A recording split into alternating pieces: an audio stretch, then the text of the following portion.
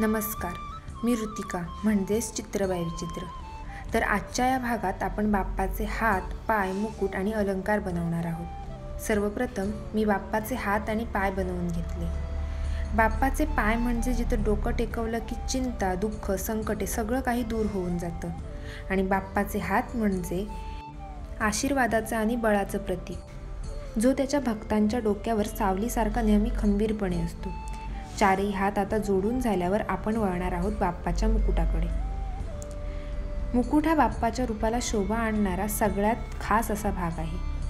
इथे मी मातीने नक्षीकाम करून घेतलं आहे। या नक्षीमुळे मुकुटाला छान असा उठावपणा येतो आणि त्यामुळे बाप्पाची सुंदरता अधिकच वाढते। साध्या रेषांमध्येही जर मन लावून काम केलं तर ते काम अधिक चांगलं होतं। मुकुटाचं काम करून आता पूर्ण झाल्यावर अलंकार आपण बनवणार आहोत।